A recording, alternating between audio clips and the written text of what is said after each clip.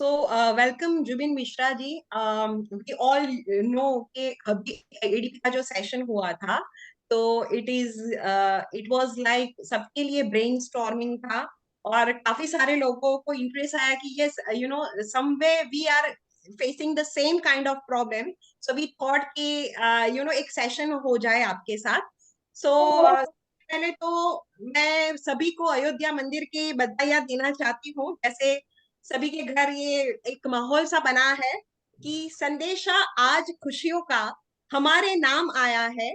जलाओ दीपक स्वागत में, मेरे घर प्रभु श्री राम आए हैं.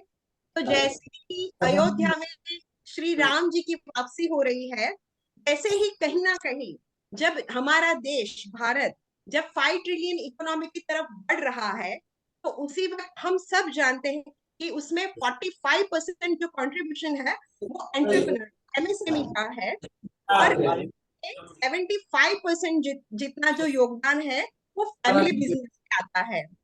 और दूसरा एक रिकॉर्ड के हिसाब से मैं सभी को प्लीज निवेदन करती हूँ कि आपके प्लीज माइक आप म्यूट रखिएगा, क्योंकि बहुत सारा डिस्टरबेंस फील होता है. उसमें दूसरा एक सर्वे के हिसाब से मालूम पड़ा है कि India is third ranking country जहां पे फैमिली बिजनेस ओन करते हैं लोग. So it is very good thing for us कि हमारे पास आज जुबिन सर जी है. तो सर उसी के साथ रिलेटेड में ये फायर चैट जो है वो हम कहते हैं ना बर्निंग फायर के साथ आपके साथ शुरू करना चाहेंगे.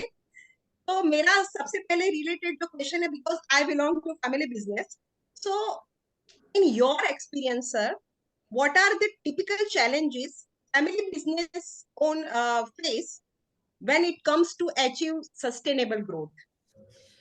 So thank you, Mukti ji. Again, as I said, I have interacted with you for a long time.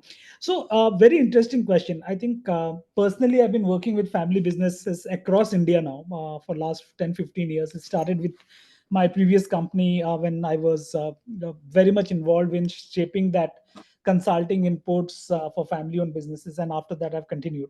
So I think fundamentally दो या तीन चीजें होती है family owned businesses में. तो family owned businesses historically have been cash businesses. There have been businesses which are stable businesses. There were businesses which were uh, inside the core of the economy. तो उसमें ज्यादातर जो businesses हैं, आप लोग सब वहीं से आते हैं. So they were what we call the traditional businesses. तो family businesses का एक बड़ा सा जो कंपोनेंट रहा है या जो उनकी बड़ी अस्तित्व रही है वो core doing businesses in the core of the economy में रही है. या तो वो ट्रेडिंग करते हैं या तो वो मैन्युफैक्चरिंग में कोई at every kind of manufacturing में रहे कोई आपके. There are very few of family businesses which had actually gone into the new or the modern economy businesses.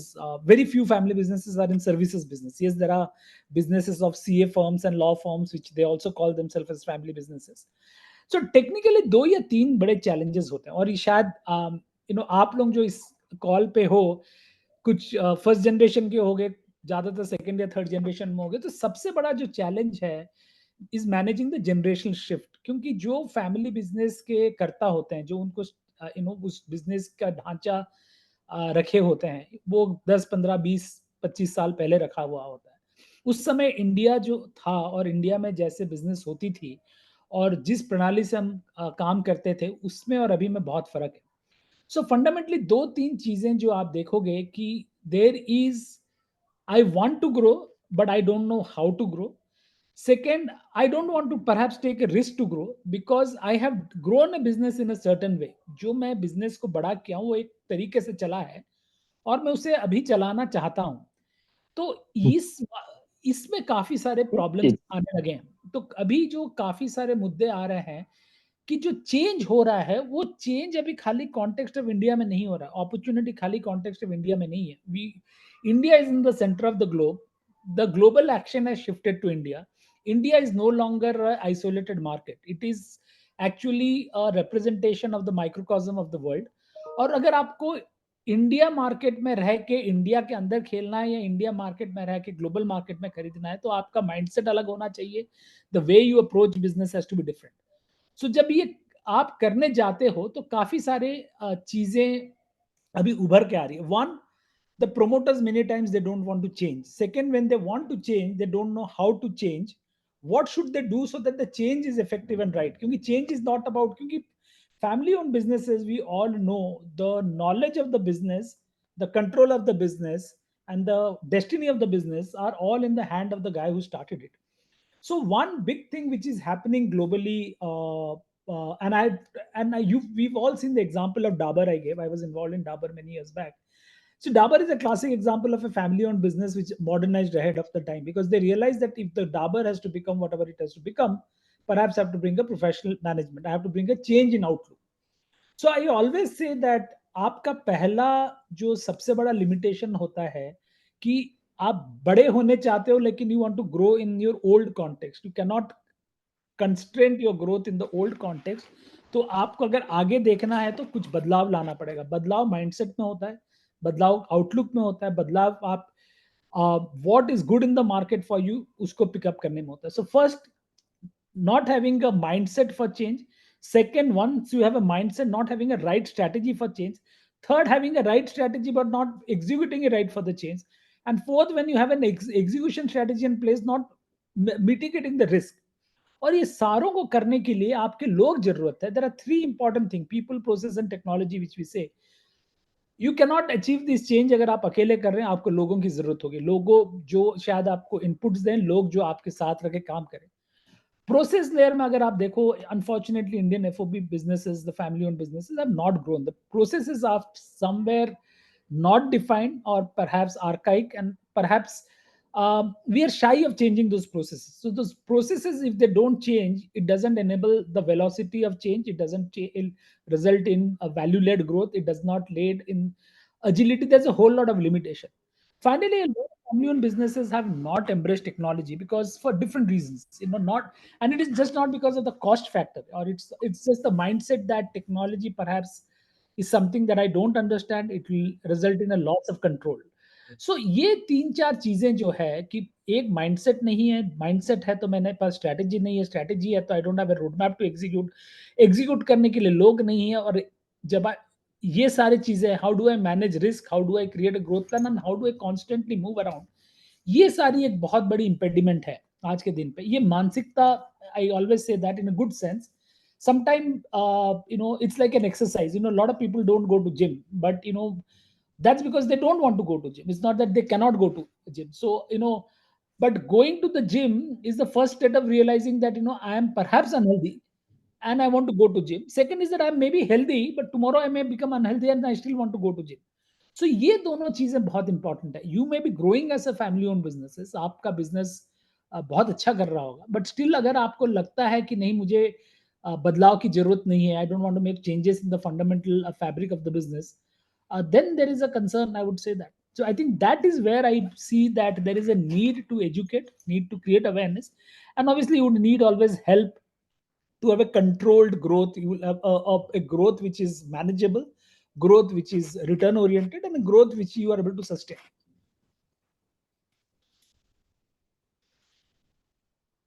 Sir, as we know that कि सर कहीं ना कहीं जब हम दूसरी सेकंड जनरेशन में आते हैं, और ना हमारे गुजरात में, गुजरातियों में एक कहावत बहुत अच्छी है कि मोर ना ईंडा तीतरवा ना पड़े. અને એક और दूसरी एक कहावत है, कुआમાં હોય તો હવાડામાં આવે.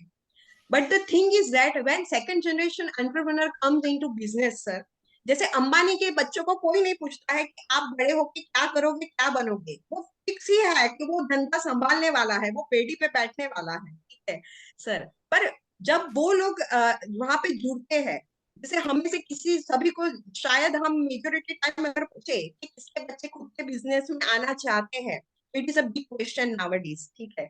तो सर, ये जो सक्सेशन प्लानिंग का जो अभी चल रहा है, तो ज्यादातर होता है कि हम लोग ज्यादा कोलाबरेशन, डाइवर्सिफिकेशंस और अलायंसेस के बारे में सोचते हैं.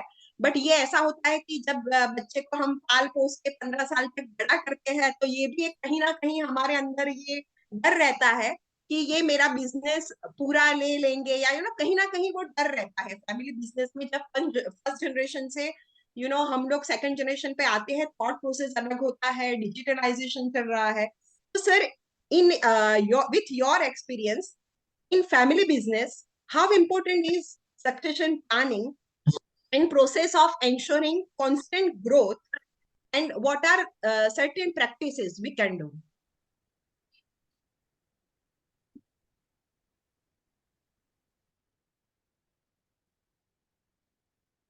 Sir, we can't hear you. Sorry. No, so you aren't audible.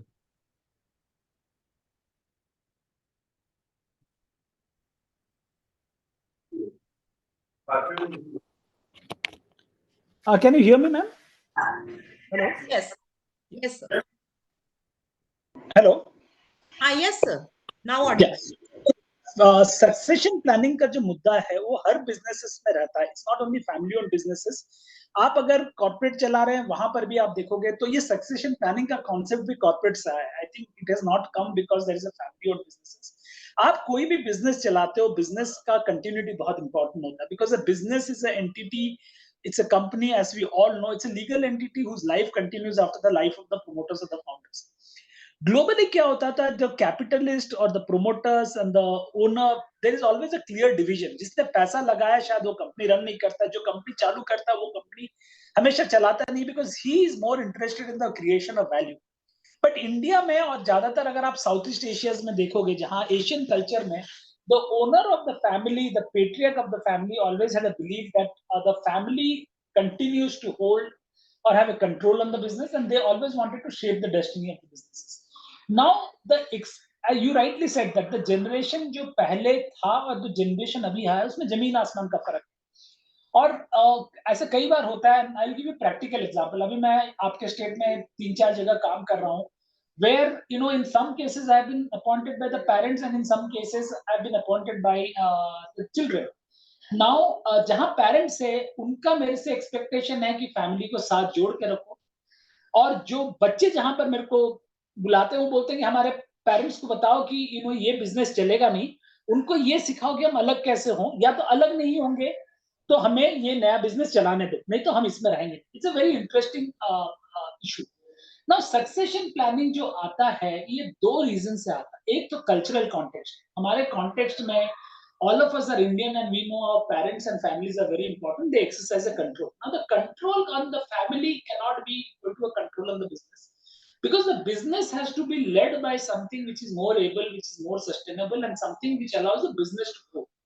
और 99% of business इसके लिए नहीं ग्रो करते हैं क्योंकि हमारी ग्रोथ माइंडसेट नहीं होती. ग्रोथ माइंडसेट नहीं होती है because somewhere the owner, the promoter does not take risk और does not take the right decision. जब टाइम रहते हुए हम सही डिसीजन नहीं लेते. तो सक्सेशन प्लानिंग जो है it is not a one point solution. I think जब आप बिजनेस करते हो you will always need to plan for a succession. Succession के 2-3 रीजन होते हैं. One is the fundamental thing is that there is no loss in the value. There is the culture of the family, the culture of the value, and the culture and the value systems are preserved. The enterprise values are preserved. There's a continuity of the legacy and the continuity of the business. And I always tell that a lot of people say, "Sir, मैं तो अभी 20 साल का हूँ." See, a lot of the family-owned businesses are fairly new. Father maybe 40-50 years के होंगे, बच्चे 20 साल के होंगे. वो लोग बोलते नहीं अभी तो हम बिजनेस में 2 साल करेंगे. And I always say that when you start business, you should have a plan that what happens to business after you. That is one important question. The second important question is, till when you want to run the business. Do you want to professionalize? Do you want to bring your sons and children? Because succession planning is not necessarily bringing your children into the business. Many families में आज problem है, और आप लोग शायद काफी लोग गुजरात में हो, आपके friends and families है. There are a lot of Gujarati families जहाँ बच्चे लेडीज हैं. They are no longer in the business. उनकी शादी हो गई. जो घर में जिनकी शादी हुई है, they don't want to have a connection with the families. And these are 50 crore company, 100 crore company, 120 crore company, export कर रहे हैं, 20-25% आपका मुनाफा है. वो आगे बोलते हैं कि सर कैसे करेंगे, बिकॉज अभी तो हम किसी बाहर वाले को दे नहीं सकेंगे. सो आई थिंक फर्स्ट हमको समझना पड़ेगा सक्सेशन प्लानिंग का मतलब क्या है. सक्सेशन प्लानिंग का हमेशा ये मतलब नहीं रहता है कि फैमिली का एक जनरेशन दूसरा जनरेशन को बिजनेस दे. वो है एक इंपॉर्टेंट. सक्सेशन प्लानिंग है कि अगर किसी ने बिजनेस चलाया, how am I going to deal is the business after me. That is one important thing कि बिजनेस कंटिन्यूस.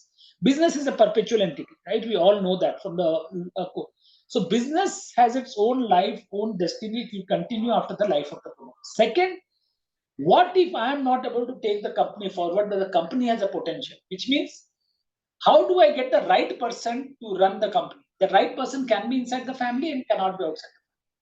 जब आप right person बाहर से खोजने जाते हो, which is the examples of the Dabars and the Mittals of the world, then how do you look at succession planning?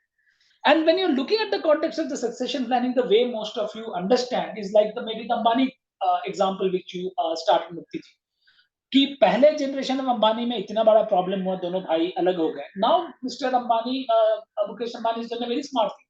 वो active है, वो रह रहे हैं, but is done a clear demarcation because the value is preserved. There's a clear strategy.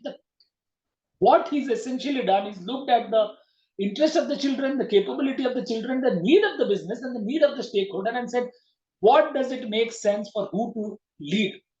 And that is a much better way of doing it. And why is succession planning so important? Because if you don't do succession planning at the right time, you will always lose value. You will lose value because you will not know what is the right time to give up your leadership. You are not giving ownership. Your executive control on the business is very different from your ownership. You may be the owner of the company, but you may not need to be an executive running the company, because today most companies are owned by shareholders, which are public companies, and run by executive. Private companies, you can still be owner of the company and it can be run by professionals. So first decision is who is right fit to run the company.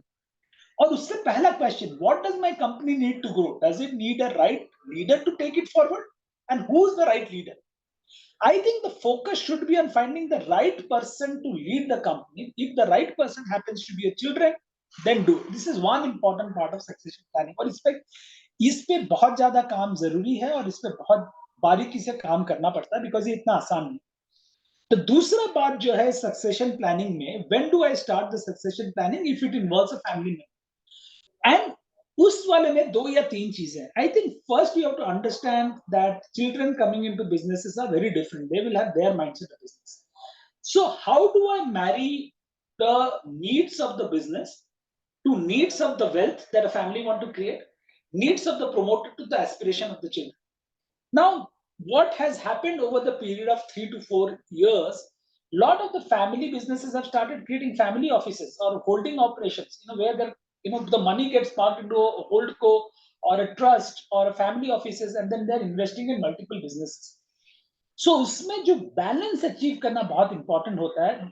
Promoter का interest, बच्चों का aspiration, need of the business, and the value and the wealth that you want to keep in the family. In that case, how do I ensure that my children stay interested in the business? Which means your children will say that perhaps become a director in the company, but you want to run something as a business.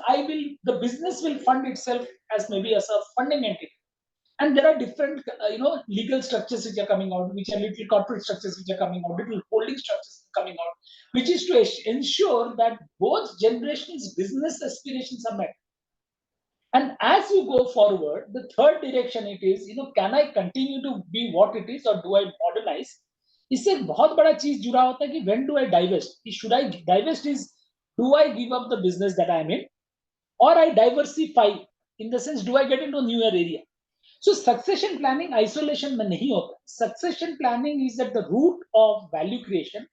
And you have to always remember that succession planning is important for any business, whether it is a public limited company, private limited company, or family owned businesses. Family owned businesses के लिए और जरूरी होता है, क्योंकि कभी-कभी promoters के साथ वो business खत्म हो जाता है. अगर business में value है, अगर business में potential है, promoter में conviction है, and he wants it to outlive, generation after generation, there has to be a structured approach to building a plan. What happens after me? Who is the best person to lead? What do we need to grow company? What will happen in year 1, year 2, year 3, year 4? What will happen if you over as my children are not able to run it? So सारी questions को लाके एक collective decision making के process से you will have to arrive at what does a succession planning look at it. Because a succession planning not done right or not done or not addressed is like the elephant in the room. You have to address it. If you delay it, there are going to be significant impact in the business in the long run. Hence, succession planning is very important. Now, the bigger reason why succession planning has become critical is that, as I said, generation shift ke saath business orientation has changed. it is resulting in a lot of conflict. A lot of conflict means that your customers are losing value, you are losing value, your other stakeholders are losing value. The business itself is at a risk because you are not able to channelize the energy which has to go into creating a business or running a business, but it is going into conflict management.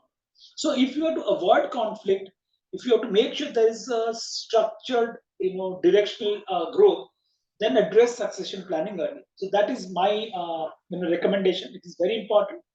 We should do it well in time. There should be a continuous evaluation of the business need, the leadership need, in conjunction with the market opportunity and the business growth potential. And that's when a true succession planning can evolve out of that exercise. Sir, as you said that diversification and diversify things are there.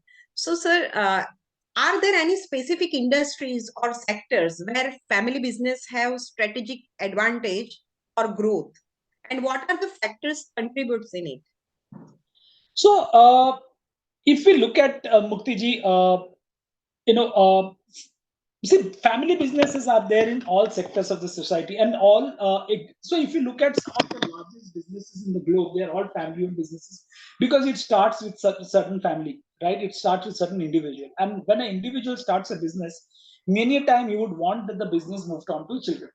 So technically, if you look at the India context, a large part of the family businesses happened in the earlier, 50s, 60s, 70s when India was getting independence. Then it moved on to the phase of, the first phase of nationalization. Then it moved to the liberalization phase of 92. So there have been phases of development of changes in the economy, and the family business continues to reflect that. So today, if you look at it, family business would have started in one area. Let's say Adani started in trading. Today, it is a conglomerate across sectors. Ambani started in oil and refinery. It is in across sectors. There are many people who would have started in a cement. They would have gone to different sectors. So I don't think there is a sector, criteria that there are certain sectors where family-owned businesses grow. I think fundamentally there are growth sectors. There are sectors where there are potentials. If there are potential, people who invest money, and whether it's a family-owned business or any other business, a business well organized, a business capable of reaping the benefits and dividend will do well. India may typically today, if you look at it, the growth sectors of the economy is where a lot of the old economy companies, both smaller, the family-owned business, are entrenched. So naturally, people believe that there is a lot of opportunity to grow.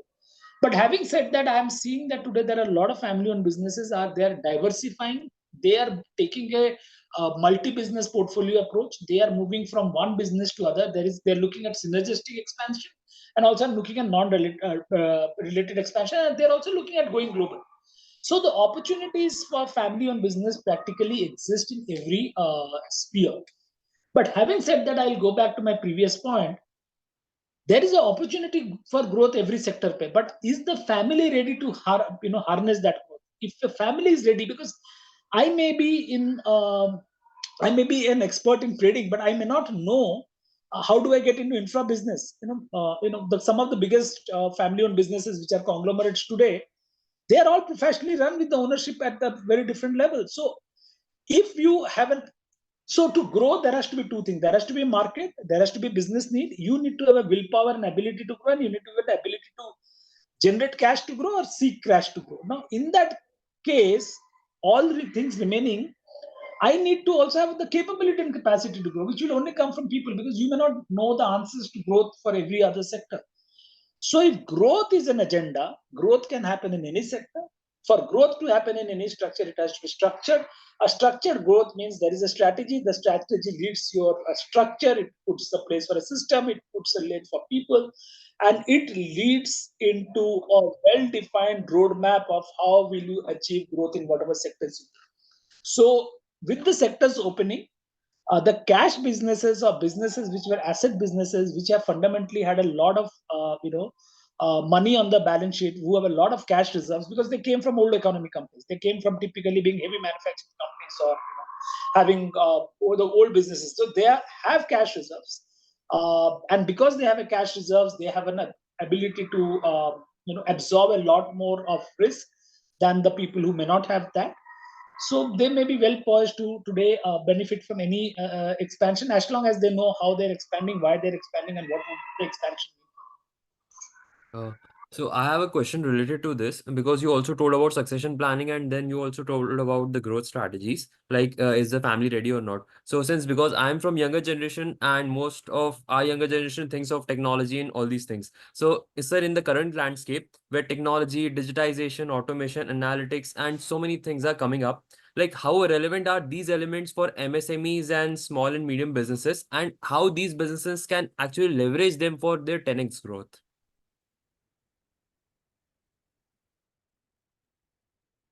So you went on mute, I think. So please unmute.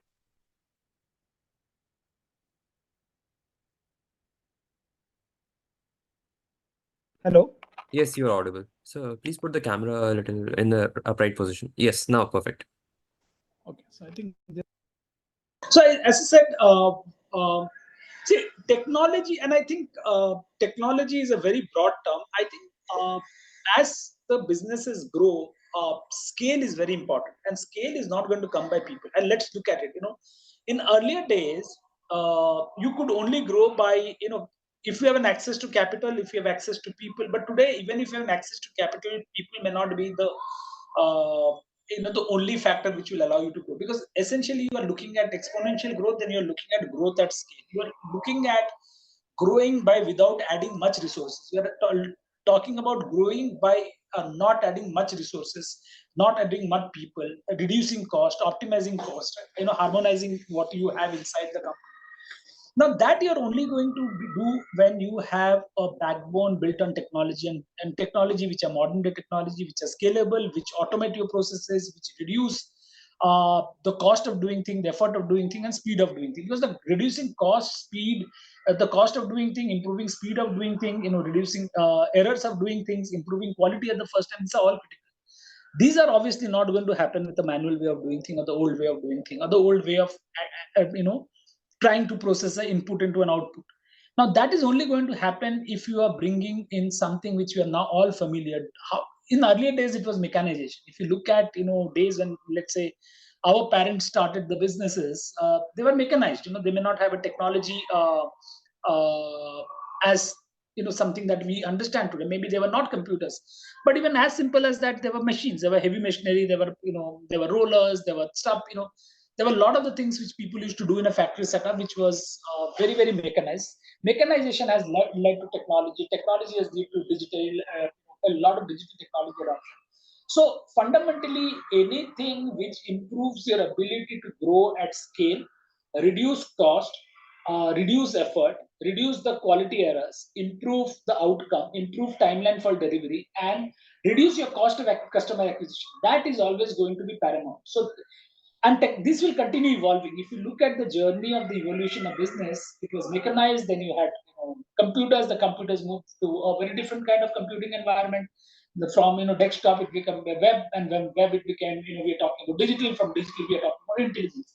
So this would always move, because at the core of it are two important factors you need to understand as business owner.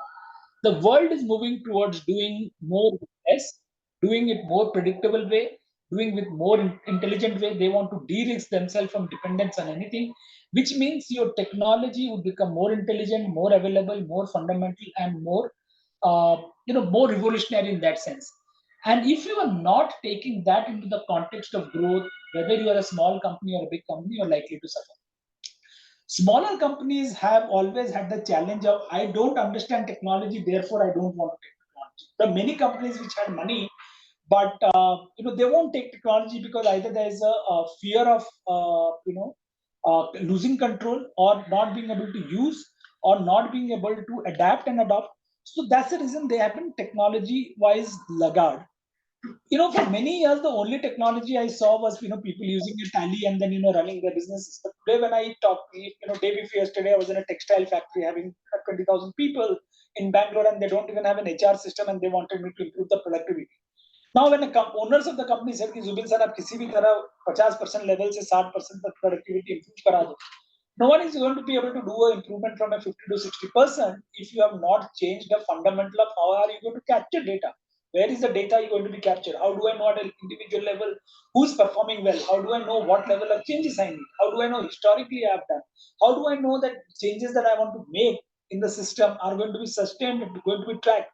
So at a very basic level, you would need some level of technology. And I'm talking in the context of garment setup, which could be very simplistic setup. Now, if I marry all this, you would realize that what are we essentially talking about? We are essentially talking about the whole theme. If I look at this session is about 10x growth. अगर आप 10x growth बोल रहे हो, which means आज आप 10 रुपया कमा रहे हो, कल 100 रुपया कमाओगे. 10 से 100 लगाने के लिए क्या आप 10 लोग एक्स्ट्रा लगाओगे? शायद नहीं. क्या आप अकेले कर सकते हो? शायद नहीं. You want to be able to grow at because the day is the same, the 24-hour day remains the same, your production capacity remains the same. Then what is going to improve the quality of your output? The quantum of your output. What is going to change the game essentially is the speed of doing things and speed of doing more, so more, better, cheaper, faster. That is at the core. This is where I think our lot of our SMB and FMSME business and the family of business is struggling, because the speed of execution is not what it should be, and the degree of control they need to have in the business while they believe they're in control, that they don't have. Or they don't have an access to data, the information or the intelligence that they need to plan ahead. You cannot grow into the future if you do not have control on your current systems, if you do not have an understanding what happened in the past, and marry both them to plan for your future.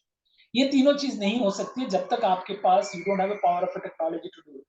So fundamentally, you cannot grow if you don't change, which goes to the question of outlook and strategy. And outlook and strategy, if you are getting it right, you need technology to build that layer. Now, what technology, how to bring technology in the context is an art in itself and a science in itself. Because a lot of people don't know what's the starting point of technology. Maybe you would have to invest to find somebody, or you will have to invest to saying, where do I start my technology journey? Where do I start my journey of transformation? Where do I make my first investment? What do I do today? What do I do tomorrow? What do I do 2 months from now? So that is a journey. That's going to be a continuous journey. You will have to commit to that journey. You will have to commit to the change that will come with it. You have to commit to making all the necessary investment that will have to come to it. And you will have to also change the way you work, which means the culture aspect of the work has to change. The culture aspect of the business also has to change. So again, I think what we would need to understand, uh, all these are interesting questions. These are the choice questions, but they're not isolated in itself. Technology does not operate in itself. Transformation does not operate in itself. Scale does not happen on itself. Succession planning. You will have to look at in one continuum. You will have to look at a growth agenda, and growth starts from defining what do I want to do, how do I want to do, by when I want to do that, how can I do that, what do I have today, and what I don't have, how do I supplement. I think envisaging growth becomes an important part before even you look at growing, whether a 1x or a 2x or a 10x.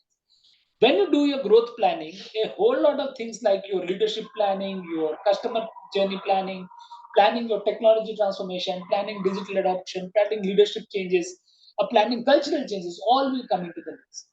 I hope I'm making changes, senses, because what I would want to appreciate, I think one of the fundamental problem which Muktiji asked at the beginning, the fundamental challenge is smaller business look at the business, the opportunity, the problems in parts.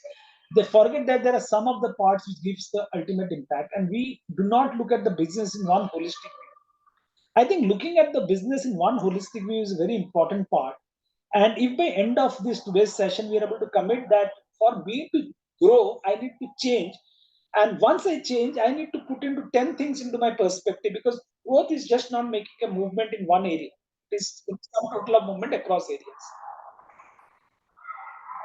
I think Mr. Aman Jain from 17th batch raised his hand. He has some very interesting questions. Aman bhai, if you could please.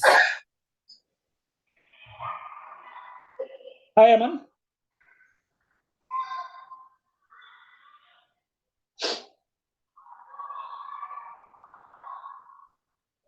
Aman bhai, please ask. I think he's on mute or his audio isn't. Aman bhai, could you please, if you could hear us, please ask your question. Okay, I think so. He will connect us later. I'll ask the next Problem. question. Sir, so like you were saying, you have to also invest in technology and see what can be the impact. So I came across one question that what about the access to capital? Okay, many people go for finance or VC funding or debt. Okay, so this may often become a challenge for smaller businesses. And तो इसमें क्या financial strategies and resources होने चाहिए that you would suggest for MSMEs and small and medium businesses for to scale up? So today, very, very important question. I think you are right. The access to the capital has been almost like a matter of privileges, and people like me who are working in the MSME segment, SME segment, have been a big proponent of democratization of access to capital. I think access to capital has been one of the fundamental problems of growth in India. Historically, you have never had the banks helping smaller companies growth because either they lacked asset or they lacked the drawing power, or the banks were unable to understand what the businesses are about and perhaps invest in the risk or the promoter's vision. And because these businesses were traditional business, the VCs and the PE didn't came. The PE cycle is coming. I think what has changed in the India in the last 10 years, if you look at all the changes that is happening in the 10 years, the most of the PE funded business, and I give this example, whether it's a Prakash Food, whether it's a Bector Foods, whether, all these are small family owned businesses which have become highly successful businesses thanks to PE investment. But they became successful by taking PE money. But before they took the PE money, they also took a consultative inputs to change. Like I always give my favorite example of Havmore. Havmore was a small company till they attracted. It was a small ice cream brand out of Ahmedabad, but it took money. It took PE money. It grew today. It has sold itself very successfully to Lotto. Everybody in the journey has made money. So I think first, if you are able to look at growth, you will have to look at the business design of the growth, and you need to have a conviction around how we will grow, where we will grow. That's one important part. If your business is in the 10 to 50 crore size, you will have to look at it. Is there a value proposition? Is there a differentiation? Is there something that I can get access to capital? And capital today is just not the bank capital. So the forms of capital which are available from, which is the private capitals, are a lot. So you may not have a VC capital, but you may have HNI capital. Today there are family offices which are investing. Today there are larger player. For example, you may be a corrugated paper sheet payer. There's somebody who is a 500 crore paperboard manufacturer who is manufacturing. If you look at companies like Havel, which is Ahmedabad based, Gujarat based company, they have an investment fund where they're investing left, right, and center into companies which are into the same space, because if I invest in their growth tomorrow, they may become captives that I would be able to acquire. So the bigger businesses in your space have started investing. They have created a corpus. They have created a family-owned businesses. So definitely the funding opportunities are more. What existed 5 years back has perhaps become a little more.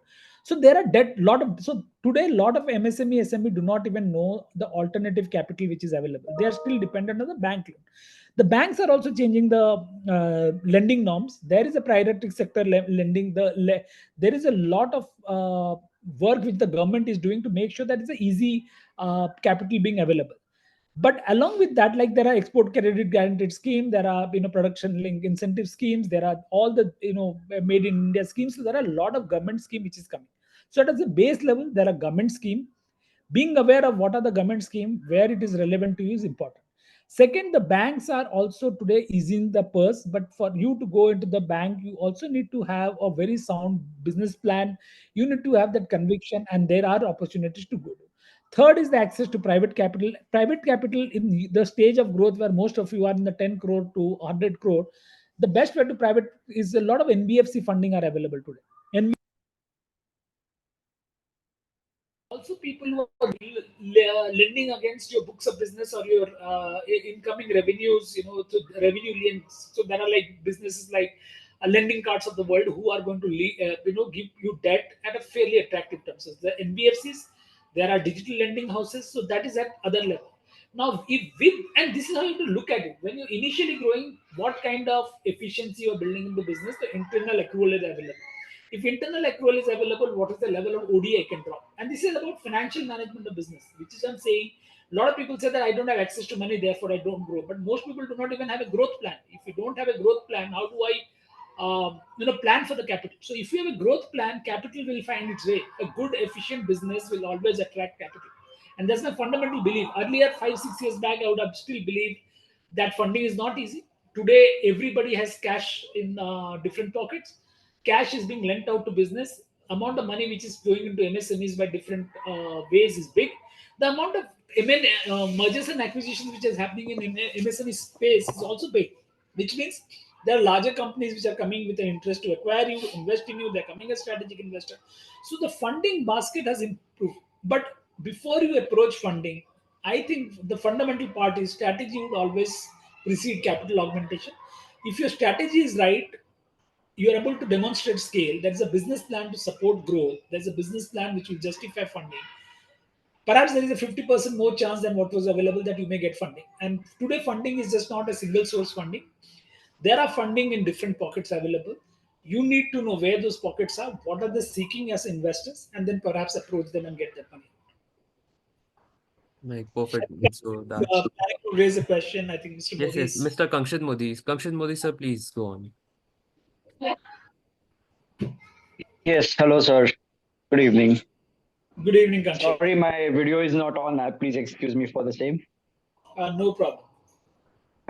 Yes, sir. So I've been listening, and in the start, you mentioned about how people need to have a mindset of going to the gym if they want to grow their business, and you've also mentioned about how a team plays an important role and how uh, the flow of capital is there, but it has been through certain funnels, like yourself, where it is not accessible to everyone. But with the right connects and the right reach, it is very much possible. So my question is, there are these multiple facets which all SMEs face. Some have the reach of capital but don't have the team. Some have some good people to connect, but they are lacking somewhere in the capital. But out of the two, I believe the bigger issue is of making the right team. And I have myself been an entrepreneur and been in the business for about 10 years. And that has always been the biggest challenge of making and getting the right team.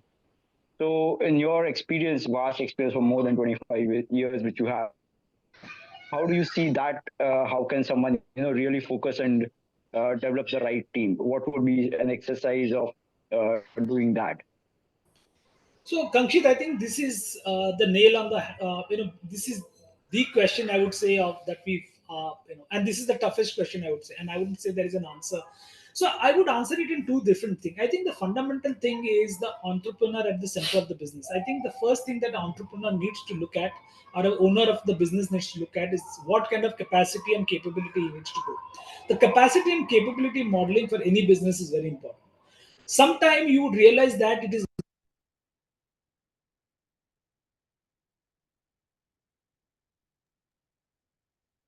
Sorry, sir. Again, you're not audible. It's you're gone So on mute. yes, sir. The audio went off, sir. Could you please recheck? Hello? Yes, yes. Perfectly audible. Please go on. Hello? Okay. So, the first thing which I said, what we need to understand is uh, the team is a very critical part, because you need people to do work. Without that, you are not going to achieve whatever you're planning to achieve. Now, before you grow and grow via team, it is important to understand what kind of capacity and capability you need. There are two or three ways to build a team. You may not get the right team always, but can I build and repurpose the team that I have? So there are two, three. So today, if you look at it today, for example, I was talking to a professor at EDI, and they're looking at building MDI, MDPs and other programs. So fundamentally, at one level, you have to look at, as a promoter, what kind of skills, capability, and capacity you have. What is the delta gap that you have from the current market? What you need to add to your own repository of skill and learning to be able to do? Because you being current in your knowledge is extremely important. Now, the second thing is, I need team. Now, will I, as a smaller company, be able to get the right team? May not be. And that is where most people are always looking at the right person, Yes. right person in the market. I always say that you will have to treat people as an input, and then invest into people to grow, because not all companies will be able to hire people, attract people from the kind of companies that you look at it. For example, you may not be even able to Right, attract right. people from EDI to join you, right? Because there are many constraints. But if you are attracting a certain capability of people, certain profile of people, how do I make them into better teams? How do I improve their capacity? Maybe that, and that is a far more cheaper option. So building the internal capacity and capability with what you have, and you see, business is a journey, right? It's an incremental growth. Today you are a 1 crore company. You may not be able to attract, the IITians or MBAs or EDIs to become a 5 crore company. Hmm. But you have five people who maybe just, let's say, class 12 people, or maybe graduates. So can I first layer build my in-house team to help me become a 1.5 crore business? Because when you become 145 crore business, you're becoming bigger than what you were. And if you're becoming a bigger there, your ability to pay a little more and hire a little more, then you will have the next person. So if you look at the journey of any company, whether any startup, that initial people may not be the best people that you think you would want. But if you start growing at a consistent growth level, you will always create cash to attract first people. But the people who are inside your company, you have to also ensure that you are able to retain them, you are able to train them, you are able to repurpose them. And sometimes you realize that people who are inside the companies who joined you earlier, they may have the potential which you may not know, because you've not invested in building the potential. You've not understood what they're good at, and you don't know what they can do for. And 99% of the companies and smaller companies have this problem. And today, a lot of my work goes there. When I said, okay, let me stay in your factory for 7 days and train these guys, and the 8th day they start seeing a change, because this guy is talking a different language. He's doing the work differently. He's providing an output of a 3 people team, which was not there. So it depends as to how, as a promoter, you are prioritizing internal resources. How are you looking at their capability? How are you aligning them to your mission and vision? How are you incentivizing them for long-term stay? And then how are you building that collective ecosystem inside your organization to learn, to grow, and then to contribute. Hope I made sense, Kankshit. Yeah, thank you for input, sir. Next question from Aman Jain. Are you there, Aman Jain?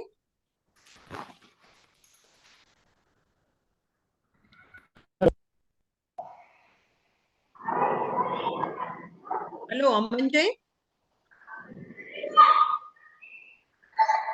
I think he's facing some network issue. So next question is from Jeet Bhai. Okay, before Jeet Bhai, I have a request. Aman Bhai, if you could hear us, please type your question in the chat box and then we'll ask after Jeet Bhai. Jeet Bhai, please carry on. Yes. My question is, your topic of succession is very superb.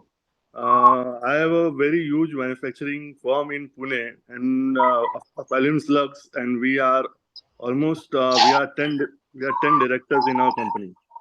So हमारा basic problem is वही कि हमारे बाद succession में in a very huge company. So how can you solve the matter of succession?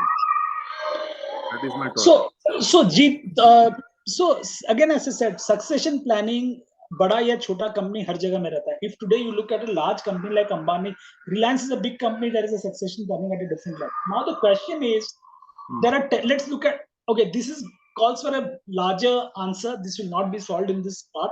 But fundamentally, I can tell you, whether you're a 10 director company or a 20 director company or a 50 director company, succession plan, it's a process of doing it. A succession planning can be achieved. It can be done very beautifully, where it protects the interest of all 10, because all 10 directors are also the shareholder of the company. Now, 10 directors. So in a very simple scenario, what are the options? You have 3 options to perhaps look at it. There are 10 directors of a certain age.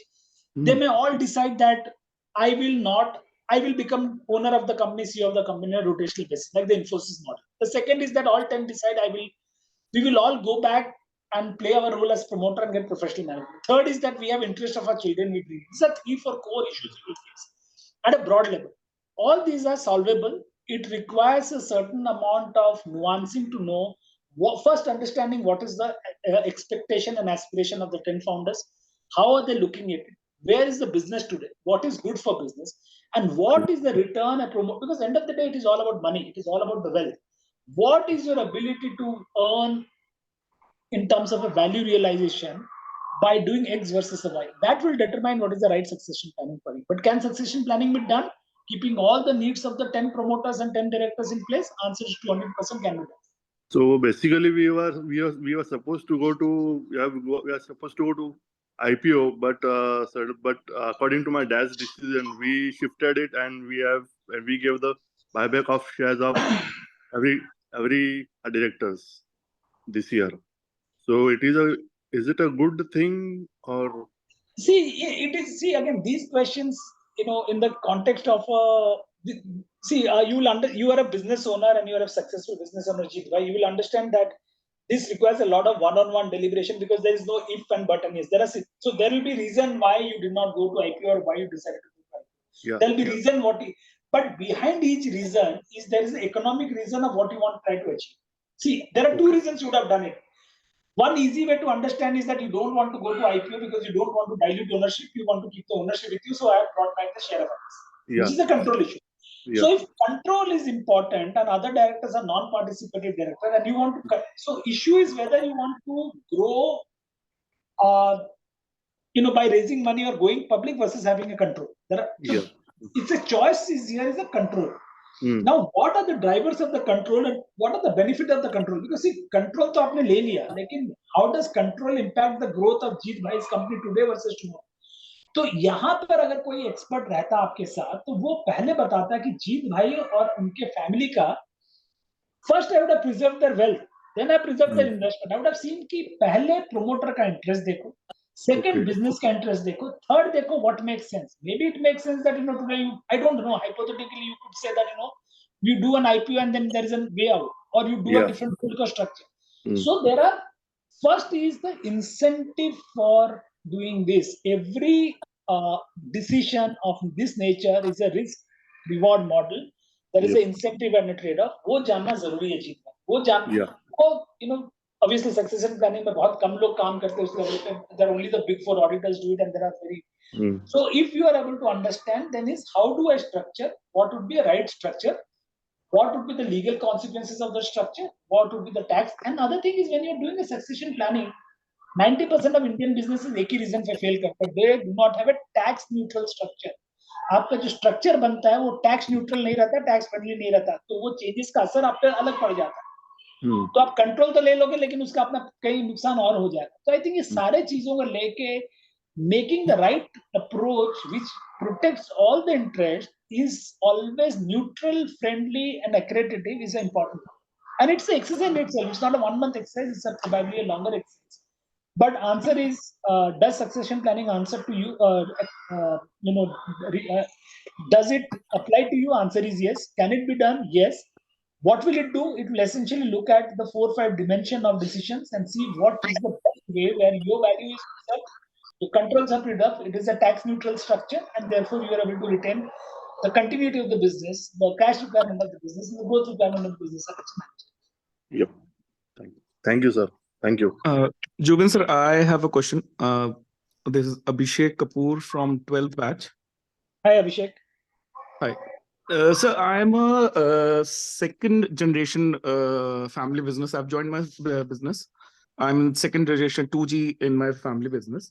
There are certain problems. There are, as you have very well explained about the succession of in a family business, say 2Gs and 3Gs, that is there. So there are the problems that I face on couple of bases is to retain to maintain those staff, to make those staff, the old staff there that is there already, and we cannot let them go actually, and retaining them with a changed mindset that I have and what my father had. And that is the shift. That the shift is very difficult. Many a times people understand. Many a times they are not able to understand. So the one of the problems are that I have to make my father also understand those things. So what according to you can make that shift easy? Or something again, the shift is never easy because it is a change management process. I don't know how many of you know about the classic change management process. So there's a thing I always encourage my people to learn. There's a classic change management model called Kurt Levin's change management model, which is freeze, unfreeze and refreeze. ये बहुत important और ये basic है. There is no world of आप जहां पर हो, it's a classic change management. There is a generational shift. When the intergenerational shift happens, the way of working changes. और ये सबसे common work problem है, and this is what I do solve day in and day out. And I was telling somebody in the EDI campus, 90%. If I make 100 rupees today as a company, my 95 rupees comes only from this. बाकी 5 रुपया succession planning. It's a fact, क्योंकि succession planning में बहुत सारा ये रहता है. This is 9. Today I'm working with one of the largest textile exporters in this country. This is the exact 70-year-old company. Same problem. मेरे पुराने जो वर्कर हैं, तो उसमें बहुत सारा चीज है. First, how do I preserve the values? I think what conflict which happens here, आपका idea of growth is not wrong. Your father's idea of control and grow, his philosophy and culture of growth is not different. But वो दोनों में synergy नहीं आता. So when somebody like me comes in, first he creates a win-win approach between the two generations of the business. That's the first thing we do. How do I get the two generations to talk to each other and align so that there is understanding, appreciation, acknowledgement, and a planned way of growing? That's a huge exercise in itself, but that's an exercise you cannot avoid. आप किसी भी तरह से Yeah. But जब वो alignment ऊपर होता है, then you do your vision plan and execution plan. Then you really look at it. Now, पापा, हम यहाँ पर है, आगे करना है. आपका कल्चर था, आप फ्रेंडली थे, आप ये थे, मैं परफॉर्मेंस ओरिएंटेड कल्चर में जाऊँ. I'm just मोटा-मोटा बता रहा हूँ. Then what is the new operating philosophy or culture? Because today you will read everywhere about the vision, values, culture. Everywhere it is becoming pertinent. Because that becomes the optics on which you drive business. Once you have done, you do a very important. It's बहुत structured है ये. अभिषेक ये बहुत structured है. इस पे एक science है. You cannot do it. You do it wrong, you will दुकान पे ताला लग जाएगा. So you first establish alignment at the top. After alignment, you decide what is the new business operating framework. After you do business operating framework, you set down your family goals and agenda and define something called a desired future state. What is the definition of success and addiction? Then you do your internal capacity and capability planning in line with your new vision, structure and structure. और वो करने के बाद आप structure बैठाते हो. Then you will see structure में कौन बैठता है, कौन नहीं बैठता. कुछ लोगों को आप रखना चाहोगे, कुछ को नहीं रखना चाहोगे. जिसको आप रखना चाहोगे उसको दो लेकर से ओरिएंटेशन करोगे, which is called reskilling. Essentially it is a reskilling, repurposing. When you reskill and repurpose, either you will do the job enhancement. When you do the job enhancement, they will have different role, responsibility, titles. They will have different incentive structures. They will have different salary structures. They will have different remuneration structures. So that is how you approach. It's a this is, again, these are the nuts and bolts of the business. Unlike the succession planning, which is maybe a higher order problem. It's like, not everybody gets divorced. My joke is, घर में problem होता है, सब divorce नहीं लेते हैं, वो चलते रहता है जब तक खींच सकते हैं, चल रहा है. बट ये वाला जो प्रॉब्लम है आपका, इसमें you will have a huge problem if you don't solve it today. Because there is no tomorrow if you don't solve it today. And this is an exercise you cannot delay because it will set a gangrene very early. And he said, if you have 1 rupee to invest to manage this, set it upfront, because otherwise क्या होगा? You and your father will be sitting at the same dining table but looking at the world dining table but looking at the world dining.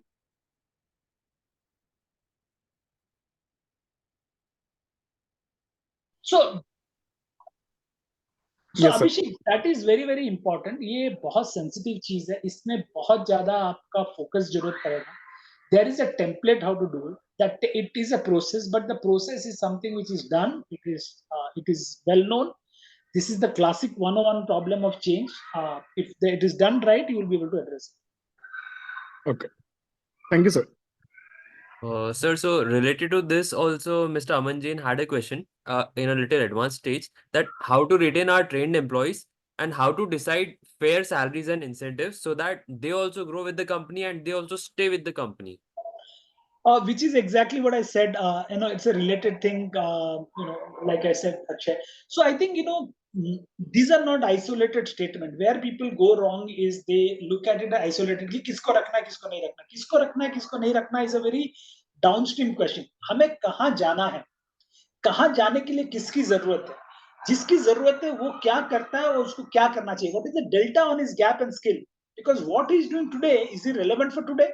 Is he relevant for tomorrow? Is he relevant from 10 years from now? Where is he from a skill thing? आज वो fitter है, वो nut bolt tie करता है, गाड़ी चलाता है, वो करता क्या है? Why will I pay him more? Am I paying more because of? See, you don't pay anybody more because it's tenure. You pay for performance. You pay for productivity. You pay for making a delta impact to business. By all means, have an incentive structure. That is why we work on designing of incentive structure, designing of variable structures, designing a performance link. By all means, retain people. But fundamentally, where again, this question itself is a very nuanced question. किसको रखे, किसको नहीं रखे, कैसे पैसा दे?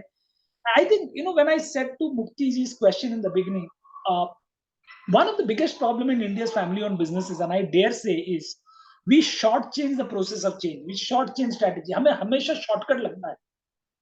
You cannot produce something. आपको, you can you can cut the cycle time. You cannot cut a cycle time to 0. Right? There is a certain gestation you will need for a change. And this is where most people go wrong. क्या होता है, ये threshold में हो जाता है, नहीं ये तो चलेगा नहीं, रखेगा नहीं, जो पुराना है वो. But you've not looked at it in the context of मैं कहाँ जाऊंगा, वहां क्या, मैं 1 करोड़ से 10 करोड़ जाऊंगा, तो 1 करोड़ से 10 करोड़ के लिए क्या वही लोग चाहिए? क्या हम वही मार्केट में ऑपरेट करेंगे? क्या वही प्रोडक्ट बेचेंगे? क्या मेरा प्रोडक्शन प्रोसेस वही रहेगा?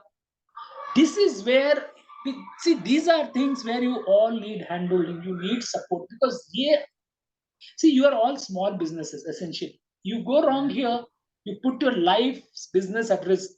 Every day 10 businesses close down because they are not ready to make the shift.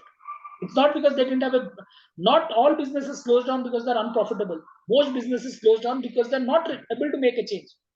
Come to places like Bangalore, Pune, where there's a huge problem. Most of the manufacturing units, which were export units, are closing down because they're not able to make transitions. Most of the textile apparel companies are struggling because today it is a buyer compliance which drives that. They're not ready to change. नहीं कर सकते हैं. हम लोगों को कैसे बदलेंगे? But there is a science. If you look at your larger player, क्योंकि वही 50-60 साल से तो काफी बड़े-बड़े कंपनी भी है ना, वो भी at scale कर रहे हैं. But why they are doing it? Because there is, and this is not a one-step process. We all look at it saying, आज कर लिया तो हो जाएगा. नहीं, it's a continuous process. How do you create that culture of learning? How do you create that culture of change? How do you create that culture of skilling? How do you create that process that every day the value definition gets oriented to the goal of the organization? So there is a lot that goes in. But if you're able to think through this, then you will obviously see there's a huge change on the ground that you are going to see.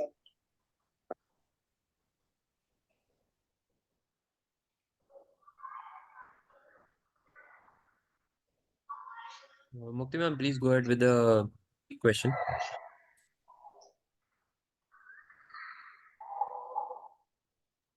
I think, sir, do you have time? Because you just request that. I was getting a call. I had a US call. Yeah. I thought it was 6, so I could take one question. I have asked them for 6:45, so I can take 2 questions. And again, as I said, we could always reconnect. There's way to do things. So anyone please raise your hand and please ask. We have one more question we can ask.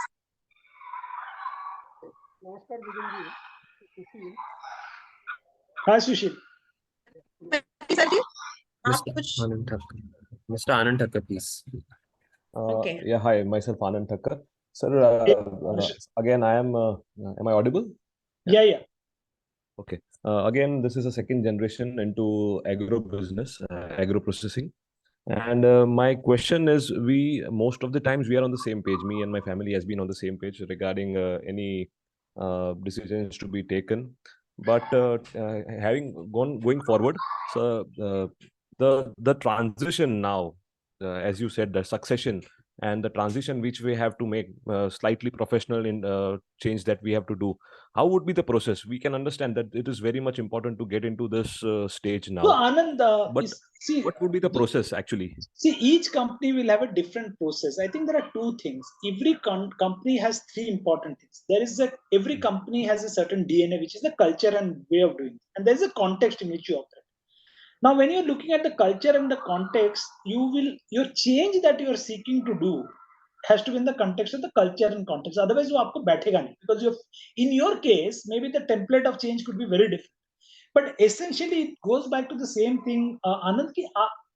First of all, what change you need is, why do I need a change becomes very important. Why do I need to professionalize? Do I have a capability in terms of my sales? So maybe not all capabilities are a gap you have to select. So first what you need to do is you have to do an assessment of your organizational capability and your organizational readiness to grow. आप मान लो agro processing में हो, आप you would believe कि आज मैं 100 करोड़ की company में 500 करोड़ की कंपनी बन सकती। मैं 500 करोड़ की कंपनी बनने के लिए 10 स्टेट में जाऊंगा, मैं पैसा उठाऊंगा, लेकिन और क्या क्या चाहिए, क्या आप बना सकते हो, क्या नहीं बना सकते।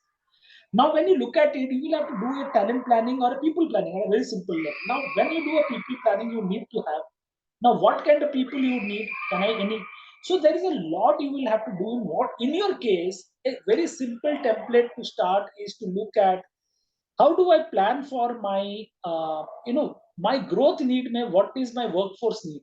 How is and what would I need to bring it? Because if it is going to be the control, Are you making a change at the ownership level control? Are you making a change at even the ownership level? Saying the ownership remains the same, the execution and ground changes. This is a hiring problem. It's a capacity problem. You are talking, ownership will become ownership, but the entire management will be different from ownership. That's a very different change. Then you are saying that I will put the professional management. That orientation and philosophy is very different. So when you are looking at, so you have to again go back again. These are not answers or questions which it will come over a protracted definition, because it all comes very simple. What is the destination X? What do you want to do in a 1 to 3 years? What do you have today? So if you are saying that I have 100 crore revenue, I want to become 200. 100 से 200 reach करने के लिए आपको क्या क्या चाहिए? You need man, machinery, temple, and maybe people. People में कहाँ क्या चाहिए? What layer of people you want? Whether you, and that layer of people will decide whether it's a capacity training or a recruitment problem, or you're building a complete organization design and org structure problem. Because if you're bringing a professional management, it's a very different requirement. If you're hiring at the ground, that's a very different requirement. And then hiring के लिए आप attract कैसे करोगे, उनको incentivize कैसे करोगे? How will you get the best people? How will you train them? How will you modernize your stuff? Because when people are coming in, they're expecting that your work environment has to be best in class. Your processes has to be best in class. You need to have a defined HR policies, HR process. So there's a, what you want to do will determine, how you do that. How you do that, we look at into an assisted assessment, because what you have, what you don't have. What you don't have, you have to either acquire or build it. So that's a broad template. There is no one cookie cutter approach. Each business is unique. And in such businesses, we generally sit with the promoter and we do a 1, 2, 3 year plan. We identify the gap, we look at the change, then we create a controlled simulated environment, and then we handle that, the promoters to make that change. Because you cannot have a knee-jerk change, you will not be able to control that. It is critical to have a very context-driven, capacity and capability-driven, controlled change, so that you know what you are doing is going to be sustained. So I hope that answers the question of Mr. Anand Thakkar. I think some senior person was also with him while listening to your answer. Yeah, you he was my father, so it's a Yes. joint meeting we are going through. Thank you. Right. I'll share Jubin sir's contact with you also, after the session. Thank you. Done. So yes, nicely covered. And now we'll move on to the vote of thanks. So I request our honorable president, Mr. Mayur Thakkar, to please take over the stage for the vote of Before thanks. that, I think, Ganpati sir is there. So please, Ganpati sir, go ahead. Sorry, Good evening, Very good Ganpati sir. very good evening, Jubin ji. I'm sorry I joined a little late actually because of some connectivity issues. I personally thank you very much for answering to all the questions of my alumni. Really, I too got some knowledge on it. Just while listening to your talk, I found one good survey by PwC. Just I shared the link. So interested may look into it. It's a very recent survey done in December 2023. Also, I have some soft copies of the book by John Ward, W-A-R-D, very well-known author in family business. He has brought out small booklets.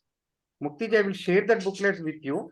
So you may share with the alumnus for their reading, but it breaches the corporate law, but for academy, for personal gain, I think may not be a problem. And once again, thank you, Jubinji. I very happy to listen to you. I am waiting to hear you again. Thank you. Thank you. And I must add one thing, Ganpati ji. John L. Ward is my personal favorite. He's in fact the founder of the Family Business Consulting. Yes. And I think one of the person I personally follow, and I have been following you for almost 15 years now. And PwC reports we all know on the family-owned businesses annual report. Yes. But I am very happy that you brought John L. Ward, because some of the work when I actually do on ground, I borrow from the principle of John L. Ward that he does on continuity, ownership, governance. And it is really good that you've arranged for this, because some days I would have said that please do this, because he has done a terrific work in an area where a lot of consultants don't go into it. So it's a very, very good thing that I think he's associated with Kellogg School Center of Family Business. IMD Luzon, very, very experienced guy. Yes. So As he is the father of family business, I will share the soft copy, sir, if you wish. Very small booklet, succession planning, continuity, lot of finance, everything, which every our alumni must have. I will share with the Mukti ji. Mukti ji, you can do it. Thank you. Sure, Ganpati sir. Sure. Thank you. Thank you. Thank Thank you you, so much. Mayur ji, Mukti ji, and Akshay, all alumni team for conducting this wonderful session. Thank you. Thank you. Thank you so much, sir. Bye. Now, sorry, Mayur bhai. Now go ahead. It is always sweet to listen to Jubin ji because Jubin ji दिल से बात करते हैं और उनकी बात दिल से कनेक्ट होती है because after EDI, during EDI we have been taught a lot of things but we must have enjoyed a lot of things also. But when जब हम हमारे बिजनेस में जाते हैं और जब हमें आटे दाल का भाव पता चलता है, hello hello Jubin sir, your voice went off, please. Said, what Mayur ji said is the truth of life. आप कहीं भी हो, एक बार आप अपने once you are into your business, वो आपको पता चल जाता है कि वो करना चाहते हो उसमें बहुत फर्क है. So that is always the case. So Jubin sir is based in Bangalore and I'm very happy to, sir, listen to you today again. And I will urge all the alumni, those who are actually facing some kind of dilemma, to get in touch with Jubin sir with the help of Mukti ji or Akshay ji, and take the necessary precautionary measure well in time. Because कैसा है ना कि पहले तो family doctor भी ठीक कर सकता है, नहीं तो एंड में सर्जन के पास जाना पड़ता है. और हम लोगों ने बचपन से 2 वर्ड्स में टाटा बिरला, तो ऐसा नहीं था कि इतने बड़े देश में सिर्फ 2 ही बिजनेसमैन थे, पर टाटा और बिरला ने कुछ चीज अच्छी की है, तब तक आज भी उनका नाम चल रहा है, आज भी उनका धंधा चल रहा है और आज भी उनके सक्सेशन प्लानिंग मैनेज होते हैं. तो there is something which we need to take it seriously. और मैकिन्से के पास जाने की जरूरत नहीं, बट डेफिनेटली हमको भी हमारे फैमिली बिजनेस के लिए किसी जानकार व्यक्ति से मिलने की और उनसे चर्चा करने की जरूरत है. उसमें कोई गलत बात या शर्म वाली बात नहीं है कि भाई हम क्यों जाए. आपका बिजनेस है, आपको आगे चलाना है, कोई अच्छा मार्गदर्शक है, उसका मार्गदर्शन लीजिए और आपके बिजनेस को अच्छे से और चलाइए. तो thank you very much Zubin ji for taking out a time on a weekend evening, which is a very difficult in a Bangalore setup because weekend evenings are normally booked in advance. So thank you very much for taking us time on Saturday evening, and look forward to meet you again in EDI campus for the ADP second version. Thank you, Mayur ji. Thank you, everybody, and great talking to you. And I hope that we can continue this dialogue and association as we go forward. Thank you. Thank you so much, sir. Thank you, everybody. It was an honor having you with us. Thank you, sir. Thank you so much. Thank you so much once again. Thank you.